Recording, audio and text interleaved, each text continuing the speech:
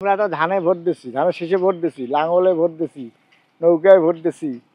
আমরা এখন জামাতকে ক্ষমতায় আনবো, দেখি ওরা কি করে। সবার মুখে একটা কথা বারবার, দাড়ি পাল্লায় ভোটটা দেব এইবার।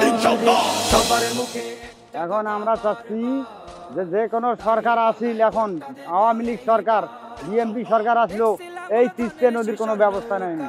ঠিক আছে, আওয়ামী লীগ ক্ষমতায় গেছিল আজাদ করছে, বিএনপি ক্ষমতায় গেছিল আজাদ করছে। ঠিক আছে, আমরা এখন জামাতকে ক্ষমতায় আনবো, দেখি ওরা কি করে। সবাইকে যাচাই বাছাই করে দেখতে হবে, তাই না কথাটা?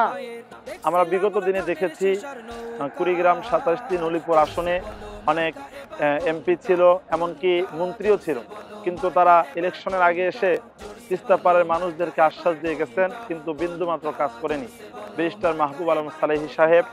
আমরা আশা করি তিনি যদি জনগণের রায়ে এমপি নির্বাচিত হন, তাহলে তিস্তা পাড়ের মানুষের যে একটা আকাঙ্ক্ষা, তিস্তা মহাপরিকল্পনা বাস্তবায়নে তিনি কাজ করবেন ইনশাআল্লাহ।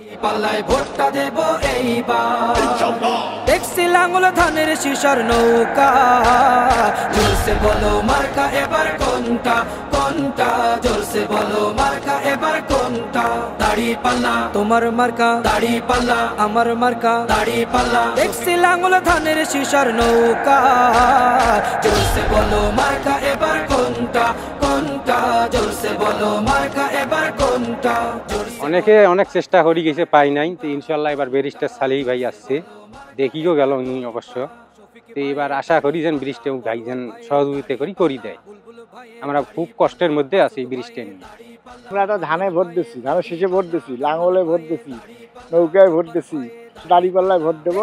লাঙ্গল ধানের শীষার নৌকা, জোরসে বলো মার্কা এবার কোনটা কোনটা, জোরসে বলো মার্কা এবার কোনটা, জোরসে বলো মার্কা এবার কোনটা কোনটা, জোরসে বলো মার্কা এবার